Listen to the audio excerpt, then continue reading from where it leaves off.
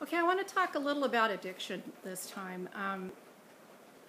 It's a huge issue, and I forget that a whole lot of the world doesn't understand it. I happen to be in recovery in Alcoholics Anonymous.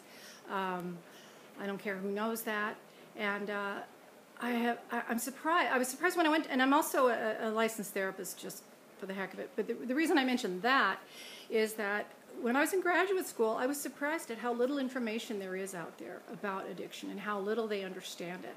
I went to one of my professors at the time, administration at the school I went to, and which was a very, very good school. And I said, why is it that there's not more talked about with regard to addiction and alcoholism, addiction, and so forth?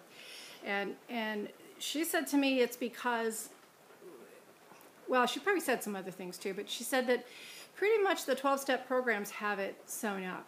And so it's not so much the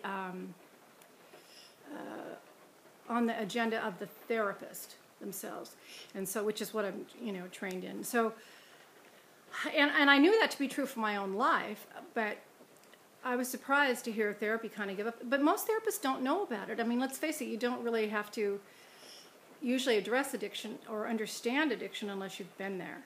And so, so whoever's seeing this, I would strongly encourage anybody to go to any 12-step program. That's Alcoholics Anonymous, Narcotics Anonymous, Overeaters Anonymous, Gamblers Anonymous, you name it.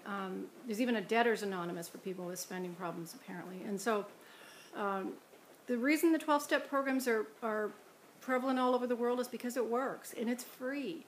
They pass a basket. People put $1 or $2 in if they can. If they can't, they don't. And that just pays for rent. It's a totally nonprofit. It's the only place outside of the animal kingdom that I've found unconditional love.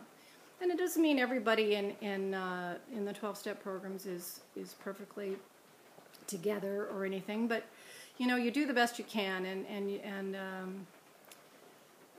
it took me a long time to figure out why the steps worked, and the way that I came to describe it was, looking at my life as a time frame, something was wrong with me.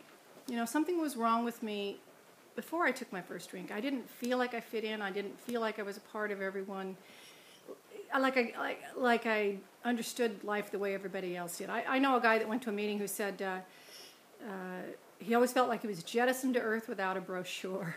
I thought that was great.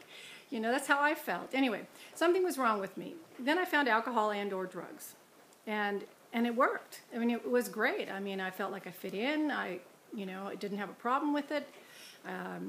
People said I could really hold my liquor, all that stuff.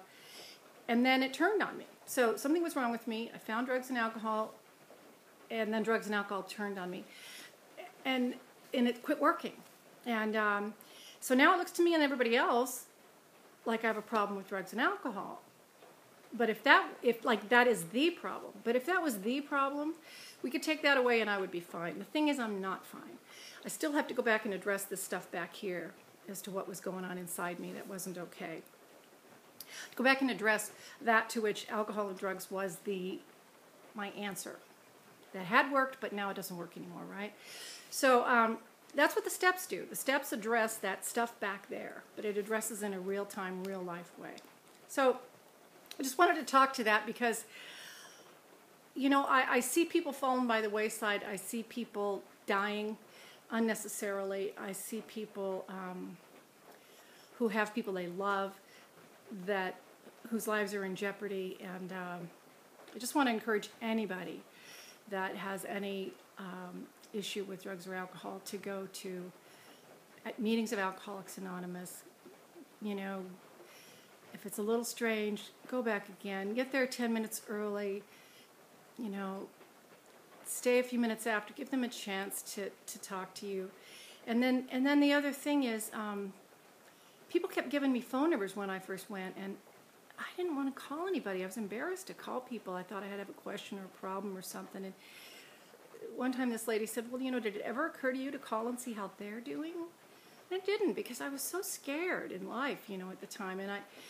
And that became my ticket. I started to call and say, hey, I just called to see how you're doing, It's a safe place. And Anyway, that's it. I wanted to talk about addiction today because people are dying, and dying unnecessarily, and not only do you get to be sober